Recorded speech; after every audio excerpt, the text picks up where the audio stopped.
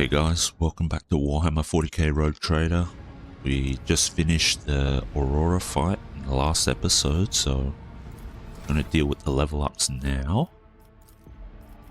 This one, I guess we're going intelligence since we can't take perception or ballistic skill. We don't want combat master. Maybe it will not die. Stronger together, suppression fire.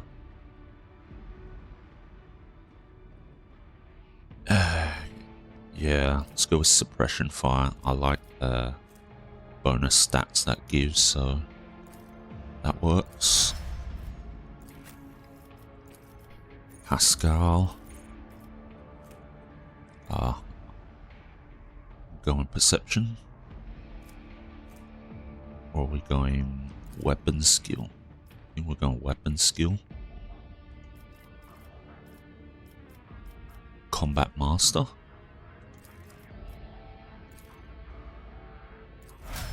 Because I think once we finish up this area, we probably won't be bringing Heinrichs with us. So we'll need Pascal to be our secondary melee guy, I suppose. So let's go weapon skill here. Dueling mastery, nimble. I guess it will not die. Maybe I should take an it will not die on Pascal if he's going melee, but oh well. Toughness, strength. Let's go a bit of strength, I think. Nah, let's go toughness. Chain weapon expert, nimble. It will not die, I think, is the choice here as well. Power armor proficiency. Might get that later. But yeah, it will not die.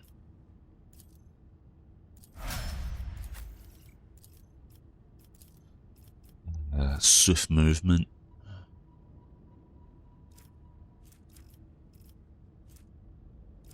We're going to go swift movement. I think we want swift movement. Stronger together. Emperor protects.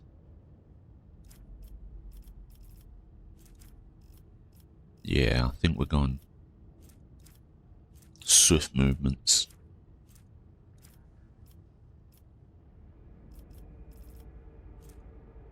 Awareness, I suppose. Looks like what we're going to get. Fellowship, willpower. Can't improve it. Perception, ballistic skill. I guess we're going perception.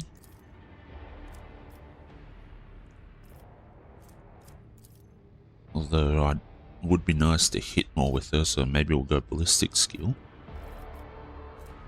She will not be going in melee. Not sure about any of these. I think we want to get nimble. We want more dodge. I think for now all the navigator talents that she has are fine, so that looks good enough. Let's move on. Save and head out. The light of terror shines for us. See what our mates here have to say.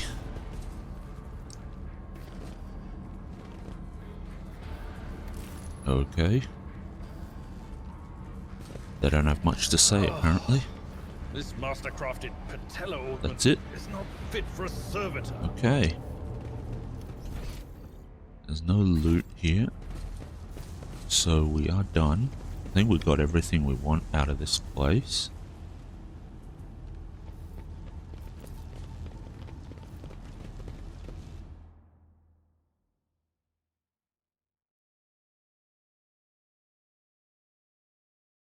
So we might head back to our ship to see if we have any ship quests. Carry the Emperor's will as your torch. And then we might try to get the merchants up to the highest level possible to pick up their any gear that we can get from them. I assume that the progress on the 2 merchants we have access to at the moment will be available past this act, but who knows? Rogue Trader, I was somewhat brusque at our first meeting, and I would like to make up for it by expressing my thanks for your assistance in the electrodynamic Cenobium. Your arrival could not have come at a better time. Thanks to you, I have succeeded in finding the object that brought me to this system in the first place. Now that the weapon of corruption has been seized from the cult, I can satisfy the Lord Inquisitor's wish and travel with you to Footfall, once you have finished your business on Rycat. There is one more thing. The Lord Inquisitor gave me this item some time ago. He must have thought it likely that I would find myself aboard this vessel sooner than he. I was instructed to deliver this device to Lady Theodora. However, given recent events, I believe I ought to present it to you. This is an elucidator, a sacred machine capable of translating the languages of remote and lost worlds into Low Gothic. It can even process Xenos languages to a certain degree. Not without infelicities, but possibly well. Be honest, Van Calox, is this some kind of tracking device? Certainly not. The elucidator is such a rare and complex creation of the Omnisia that neither I nor any of my colleagues would dream of compromising its integrity. If you wish, have your tech priests confirm that there are no listening devices inside. That's kind of interesting.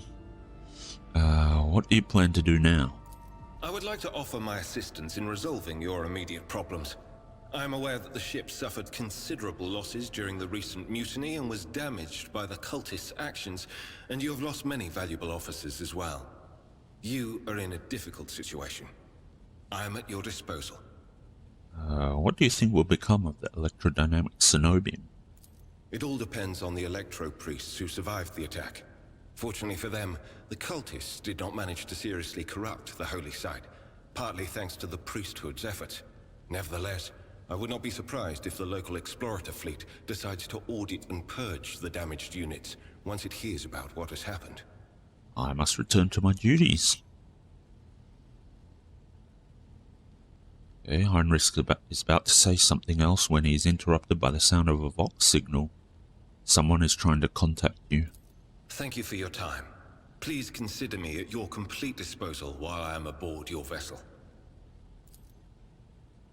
Congratulations on the victory, your lordship. The entire vessel was impatiently awaiting the news of your expedition's success. The rumors about you not simply saving the Tech Priest Monastery but actually eliminating the source of the mutiny are spreading like wildfire. The Vox transmissions across the world speak of nothing else. Governor Medina is expecting you at his command center to discuss matters. We are ready to depart immediately. Just give the order. Okay, interesting. Ooh, personal cogitator. Save it here. I did forget to talk to the merchant guy on our ship to take a look at the Tech Priest parts. Shrine of Remembrance. Huh. This must be one of the I guess the credits for the game or something like that, I suppose. I was gonna say backers on Kickstarter, but I don't think they did a Kickstarter this time. Although I'm not sure who these people are, because there's quite a lot of them with weird names, so maybe they are past backers or of the previous games or something like that. That's pretty cool if it is. But not sure.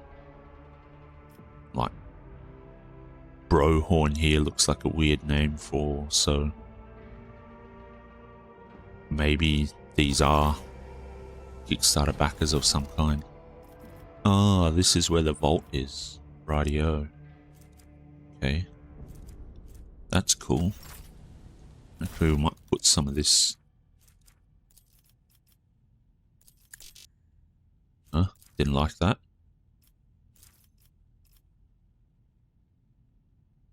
Some of these lore things that we might not be needing.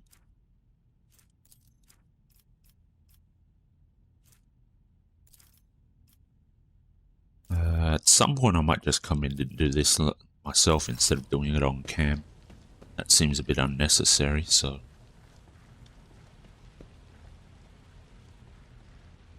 Well, how do I get out of here now? Yeah, here it is. Got lost for some reason. Yeah, let's go talk to the... What's his name here? Yeah, the Danrock. About those... servitors or whatever. Interesting. Looks like all the dialogue options are now unselected, I suppose. Let's take a look at the malfunctioning servitors. As you wish, your lordship. Would you like the engine ship Prime to accompany you? Yes, that's exactly why I delayed it. Okay, it's one of these storybook things. It's quite like this sort of thing in the Pathfinder game, so hopefully they do more of this to get some lore out as well. When his lordship arrived at the scene, he found the servitors in the same position that they assumed after they had been corralled into the bay, all standing in a long spiraling line and facing the center of their strange formation. The moment his lordship crossed the threshold of the bay gate, their bodies jerked into motion, all as one, as if obeying a command. The servitors turned to face the Lord Captain. The technomats tasked with overseeing the defective units even reached for their weapons, but then the servitors went still just as abruptly, staring at his lordship with vacant eyes. Took several steps towards the servitors. His engine ship Prime to study the servitors, demanded a report on the defective unit status. Ordered that one of the servitors be disassembled and its components investigated. Turned to me to announce his decision. Let's ask the engine ship Prime to take a look. The engine ship Prime slowly waded into the motionless ranks of the servitors, peering into their faces and checking the readings. There was no haste in Pascal's actions. With mesmerizing diligence,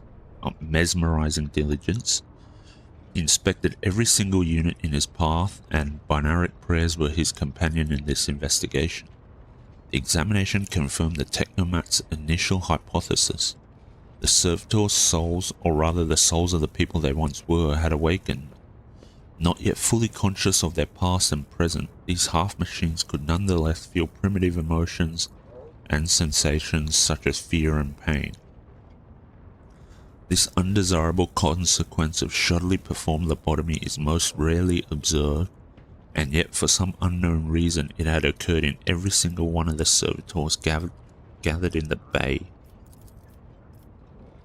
All present held their breath, disturbed by this sight. We waited for the Lord Captain to speak. His Lordship Stooge von Valancius took several steps toward the servitors. Immediately the servitors, each and every one of them, stepped toward the Lord Captain in perfect unison. They mimicked his movements with frightening precision. The rogue trader halted in place and, after a moment's thought, waved his hand, and the servitors, just as synchronously, repeated that gesture as well. When the Lord Captain Captain turned quizzically to the technomat, so did the servitors, as if mocking him. Whatever the Lord Captain did, be it an incline of the head, a wave of a hand, or a step to the side, the defective units repeated it without a moment's delay or hesitation, like grotesque marionettes controlled by an unseen puppeteer. We observed this mime unfold in distressed bafflement for nearly a minute, until the servitors finally came to a stop. Not sensing any threat from them, the rogue trader approached with confidence. The Lord Captain examined the servitors. As High Factotum, it was I who had prompted that entire inspection, and thus it was my duty to follow the Lord Captain. As we stepped closer, we noticed a fascinating irregularity. The servitors' pupils, were normally still, were shaking wildly. Their bulging veins were pulsating under their copper collars, inscribed with their past offences. It was as if those mindless half-machines were locked in a perpetual state of extreme tension. A visibly shaken technomat behind us proposed that the human souls had awakened within the servitors' bodies after a long slumber deep within their lobotomized brain. Formerly bereft of intelligence, they had attained awareness, feeling, and understanding. After a pause, the technomat added that the servitors used to function properly, and that no one had been able to explain the change in their behavior. His gaze still trained on the motionless but animate half-machines and half-people. The Lord Captain stepped away from the servitors. Okay. Read this before. Let's demand a report on the defective unit status from the technomats. Technomat's long-winded and detailed report could have been summarized in a single key point. Despite the servitors' abnormal behavior, they were still quite capable of carrying out tasks, and therefore the circumstances did not call for their termination.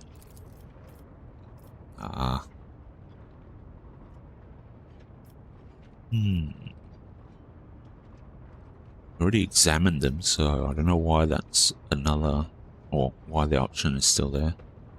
Let's order that one of the servitors be disassembled and its components investigated. A group of technomats hurried to act upon the Lord Captain's command. The servitors' mechanical parts separated with quick snaps and hisses. The sutures between its wrinkled pale flesh and its augments were laid disgustingly bare. We watched the technomats do their work and could see every centimeter of the servitor's stiff muscles, abounding with valves and cavities pierced by countless cords and tubes. The disassembly and analysis complete, the technomats concurred the unit was in working order. Nothing in the dissected body that lay before us could prove any insight into the reason behind the defects. I should make note of one more thing at that moment. All of us present discovered that not just the eyes, but the hands and heads of some of the servitors were now shaking too. It was as if the mechanized servants were overcome with some primordial terror. Examine the servitors again? Okay, already had this. So step away from them. Announce decision. His lordship looked at me with unwavering resolve, and it was that confidence that wrenched me out of the nightmarish stupor that had me tensely observing the scene unfolding before me. The Lord Captain gave the order.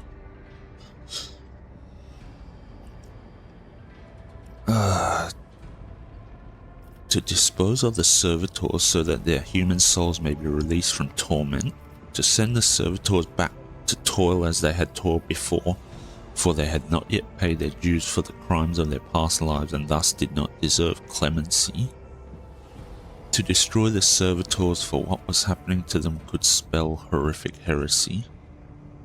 To leave the servitors to their work, for there was nothing in their behavior that the Lord Captain found alarming. Do I want to go with the iconoclast choice, or just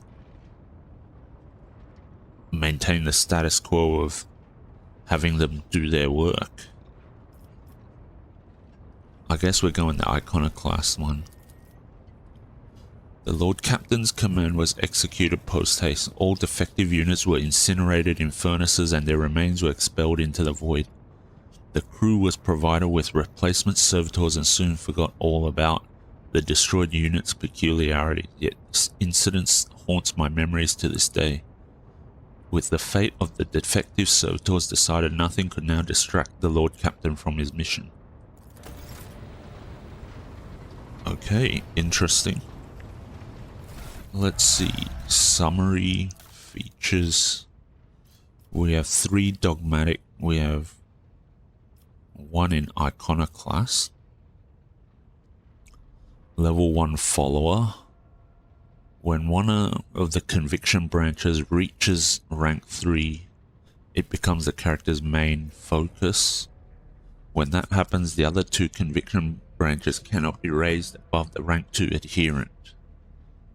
Belief in the value of human life and freedom, faith in the power of goodwill, capable of overcoming the horrors and dangers of the universe without the need for artificial prohibitions, the desire to seek out common ground and compromise rather than uncompromising destruction.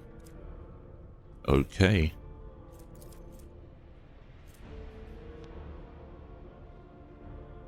Trader and 2 random allies start combat with temp wounds equal to their own resolve. Interesting, that's not bad actually. Master of Command. In the first round of every combat, the rogue trader and their allies gain 2+ rogue trader's iconoclast rank in additional MP. That's pretty good too. Alright. Let's save it here for a sec and let's talk to this guy. Have you ever heard the name Fiery Reckoning? From what I can tell, it is a void ship of some sort. I'm afraid it is not immediately familiar to me, your lordship. Please allow me a moment. I say, House von Valancius did indeed sign a contract with the owners of a vessel with the designation Fiery Reckoning. There are transactions, records of the ship picking up cargo from Kiava Gamma. Well, this is odd. The data log ends there. Apparently the ship had some interactions with one of the workshops on your industrial world. I beg your pardon, your lordship, but that is the extent of the assistance I can provide you in regard to this particular matter. I would like to order the shipping and transportation of some goods. Fellowship of the Void, Explorators, Drusians, Casballica Mission, and Imperial Navy. Okay. 15. Modified las gun.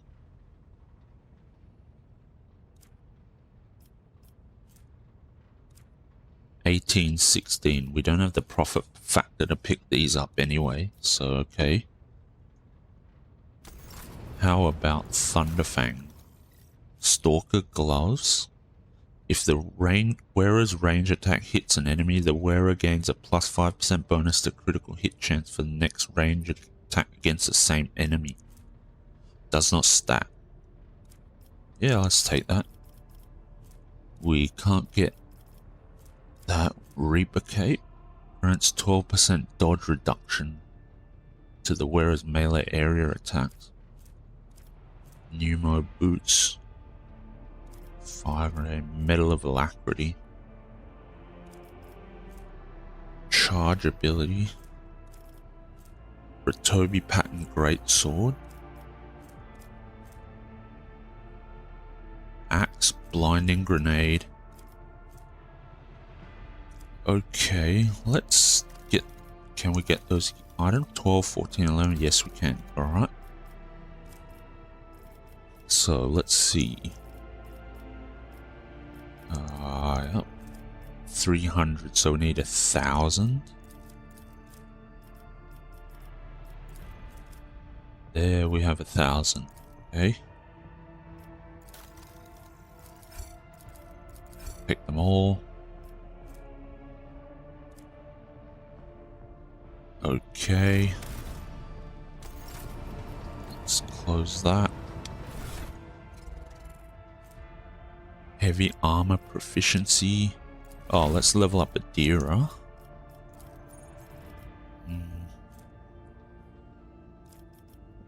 Weak body, weak soul? Or are we going for some psi skills if we can? Already have this feature, okay. Power conduit.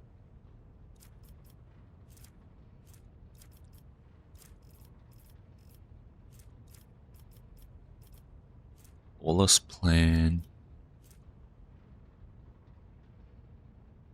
At the beginning of every combat, the Psyker's allies gain plus 15% critical hit chance. The first critical hit removes this effect.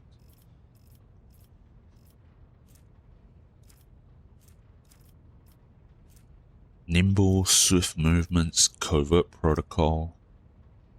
There, okay, that's fine. The operative's allies gain operative's int bonus. No, she doesn't have int bonus.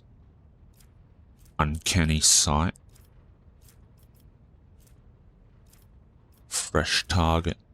Whenever the operative attacks an enemy that has full wounds, that attack deals 10 plus perception more damage to that enemy. Okay.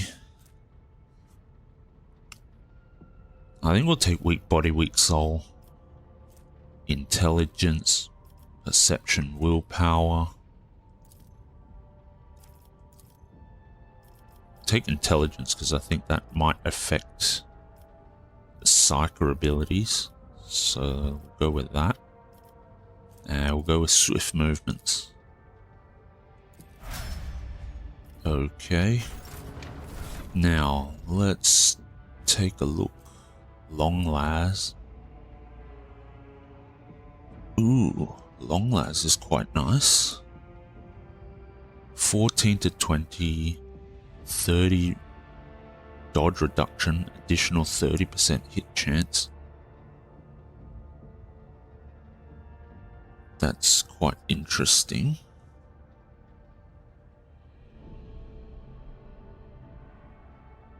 Okay, the arc rifle is good for close. It's exotic. It's a las weapon, solid weapon. Info. Okay, can't do too much there. Alright, what we might do is we'll keep the sniper rifle. Yeah, I think we'll keep the sniper rifle in our inventory. And we'll test out, because that's quite a bit more damage and dodge reduction is nice. Abelard. 40% armor. Only a 0.5% dodge penalty. Oh no, that's a multiplier, so that's actually worse. Yeah, that's fine. Alright. Let's give him the heavy armor. Anything else here? Reaper Cape. Grants 12% dodge reduction. I like the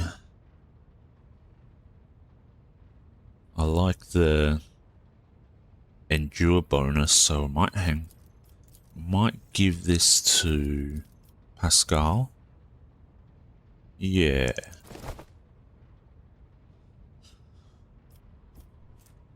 Omniscient axe, las gun. He's got weapon skill. Omniscient axe is pretty nice actually.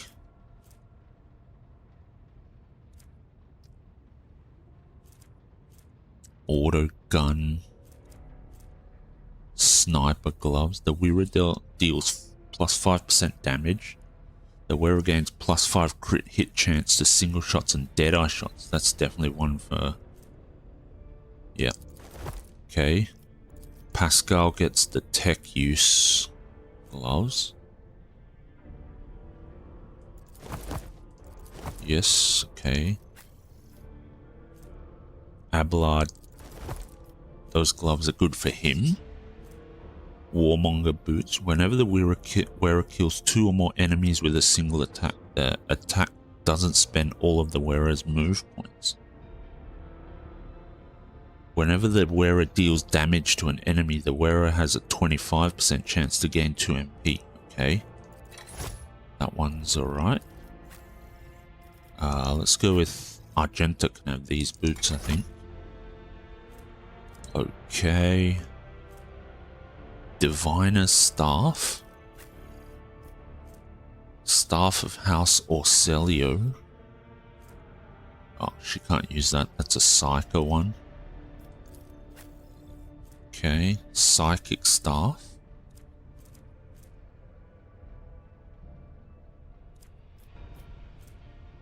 Las Pistol.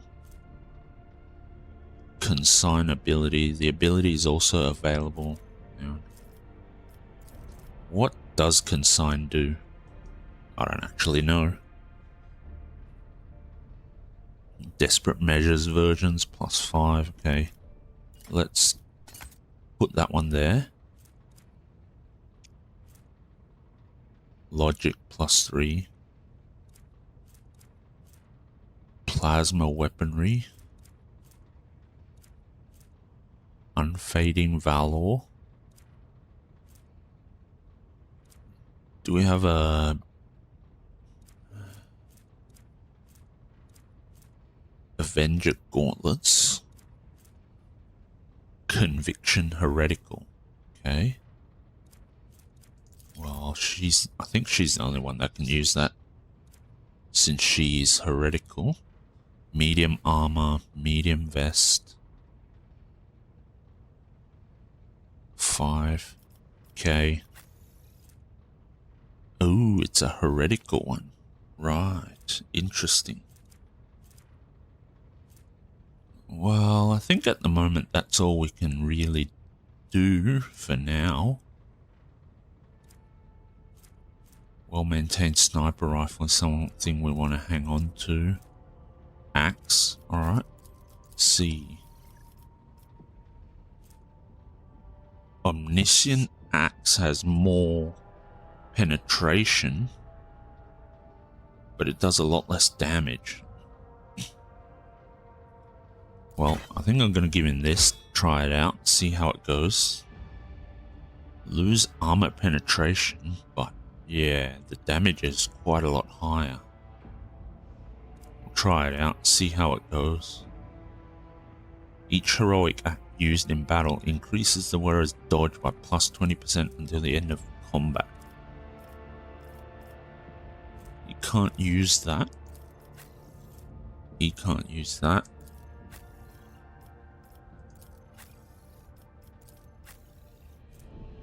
Iconoclast, so she can't use that either.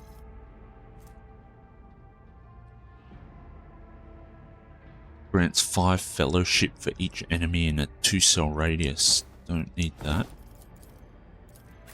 Cassia has Commander Cloak.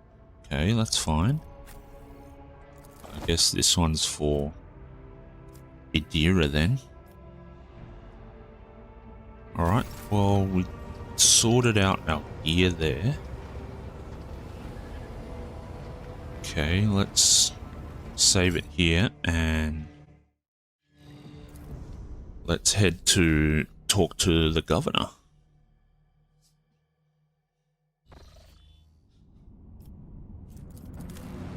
Okay, let's go to the bunker. Heinrichs can go. Take Adira.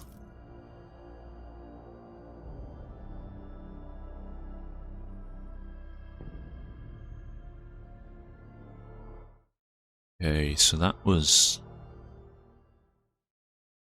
an interesting turn of events.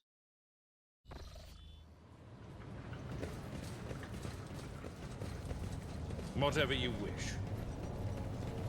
Let's talk to Governor, of course. Greetings again, your lordship. Oh, we gain profit factor. Very nice. Can't express how grateful I am for your help. Now that the Insidious Heretics' designs have been thwarted, nothing stands in the way of my plans or yours. With Aurora dead, the spirit of revolt is waning, entire squads of rebels are surrendering. We are witnessing the final days of the uprising. I have already signed the order to allocate 2,000 first-class Voidfarers to you. Their transfer to your ship should begin any minute now. I would also like to salute the savior of Rykan Minoris, and I have already a festive celebration to be held in your honor. We will celebrate your victory with an ancient custom, the Triumph. You will drive through the city streets accompanied by a guard of honor as befits a hero who has vanquished the Imperium's enemies, while your trophies will be displayed to the jubilant crowds. Let me know once you have concluded your business in this system and are ready for the triumph to begin. Idira shrieks and blindly reaches for the air in front of her. She rubs her eyes nervously. Oh, for Grok's sake. What the... Lord Captain, I can't see a thing. Only darkness, pitch black darkness. Are you being facetious, ma'am? Idira, are you wounded? No, I'm quite alright. There's darkness in my mind, but I haven't gone blind, no. It is the darkness that I see. It is the only thing I see. No idea what that means, but the whole thing reeks, Lord Captain. I don't like the look of it in the sly. Oh. Idira stares at her hands as if she has never seen them before. It's gone. You have no doubt been through a lot lately, ma'am. Small wonder your vision had a dim spell with all this shooting everywhere, let alone all these maimed and maddened insurgents. It will be alright. The festivities will distract you and you will feel right as rain again. I have other business in this system. Then I daren't delay you further. Okay. Let's talk to the tech priest. Show me your arsenal. Modified lasgun. Heavy armor. Let's take that.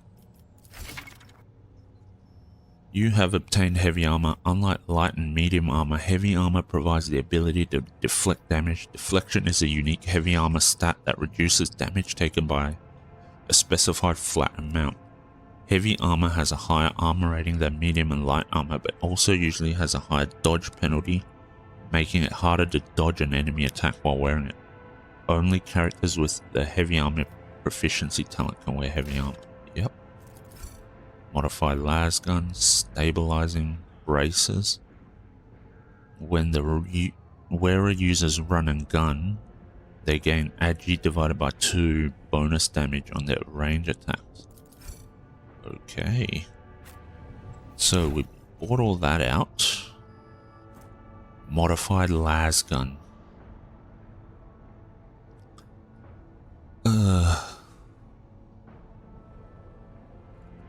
Not sure this is a great weapon for now. Gloves? Yeah, she can have the gloves. Those are nice for her. Where's this heavy armor? Is this it? Yeah. This is it. So let's go to Abelard. 45%, 1, 7%, minus 41, plus 1 deflection against human enemy. Much better. Okay. Pascal does not have heavy armor proficiency. He also doesn't have the strength requirements. Okay. Improved armored body glove. Armor penalty, holy vestment. Medium armor.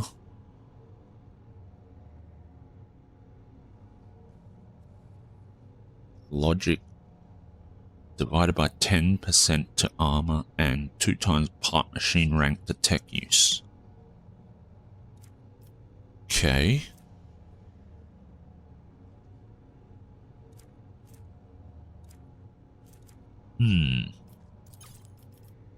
Type in descending order. Let's see.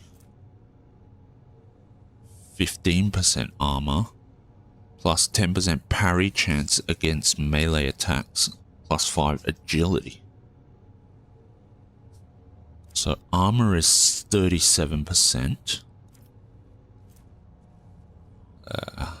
What happens if we go 25%, 70%? So it's 5% dodge for 10% armor.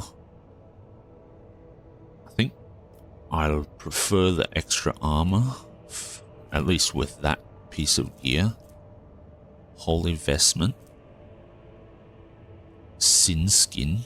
No, that's not what we want.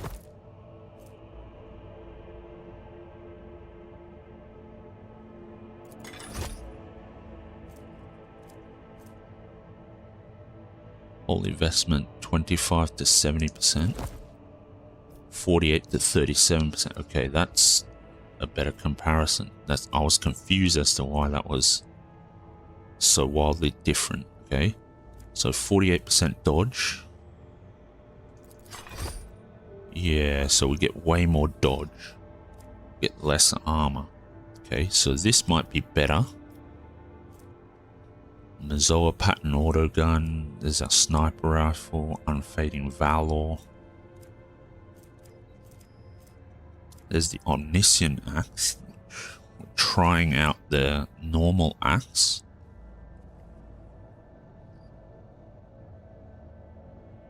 Okay.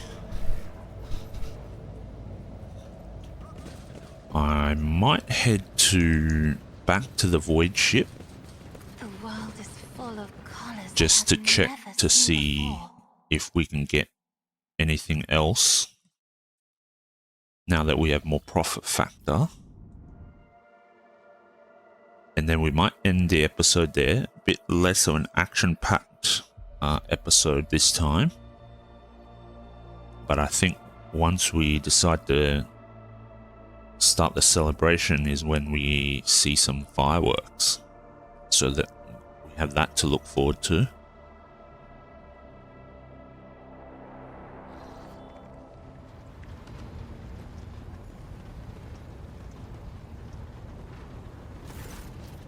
Okay, Thunderfang,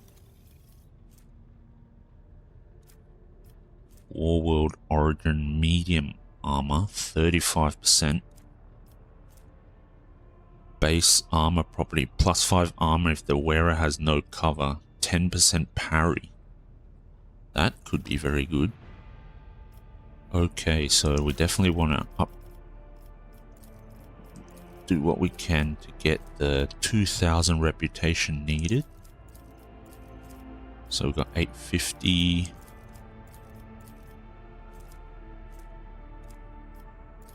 $1,700, $1,800. Okay, that's fine. We have a ton of these. That's fine. Armor kit, 300. Trade, there we go. And now we can pick everything up. Alright, so we've got everything from the Tech Priest, and we've got everything we can from Thunderfang. Alright, so once again, Medal of Alacrity. When the wearer targets an ally with the Bring It Down ability for the first time in combat, that ally gains an additional +1. Bring It Down? That's officer, right? Think so. Date from newest to oldest. Noise suppression helmet. When the wearer kills an enemy in a 1-cell radius with a shot, they gain +1 resolve until the end of combat. Okay. Pascal. No, Pascal seems to look fine. Charge ability costs 1 AP less. Now that is going to be quite helpful. Whenever the wearer kills 2 or more enemies with a single attack, the attack doesn't spend all the wearer's MP. Okay. Dira? Warmonger boots. We can give that to Adira. That's fine.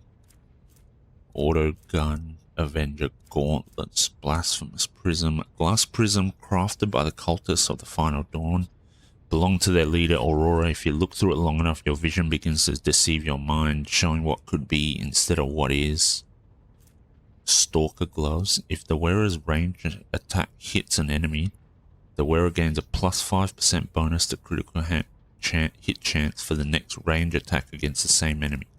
Does not stack. Gloves. Okay. Well, she has gloves already. Cassia. Faux hammer.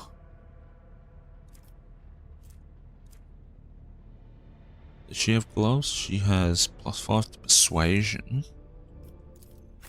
Dira doesn't have gloves. No one else really can use it, so she can just put them on. Medium armor. Parry.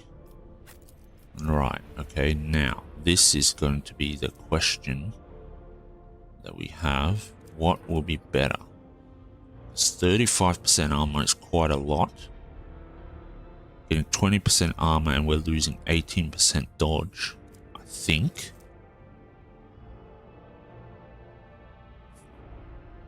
Also gives plus 5 armor if the wearer has no cover and 10% parry. Okay, we're on 25 and 70. Let's 45 to 48%. I actually think that's pretty good. I might hang on to that. Now, Ratobi pattern greatsword. Minus 10 to enemy weapon skill when hit. Plus 10% parry. So we get strike, we get brutal strike, which is the same as hack and slash, but we lose sweep. Do we have a parry? Parry is 95%. Dodge reduction is 60. So if we do this, two-handed. Never mind. It's still about the same, apparently. So the axe has much better armor penetration. Parry chance is equal to 20 plus target's weapon skill plus parry bonuses. Okay. 60 dodge reduction. I guess 95 is the maximum, I suppose. Is that what that is? Might take the axe for the sweep and the extra armor penetration then. Although minus 10 to enemy weapon skill when hit is pretty good. Well, we'll hang on to both and see how it goes. I think that's good enough for now. So in the next episode, we will go back to the governor, talk to him, start the celebration, and see what awaits. Thanks a lot for watching. See you in the next episode.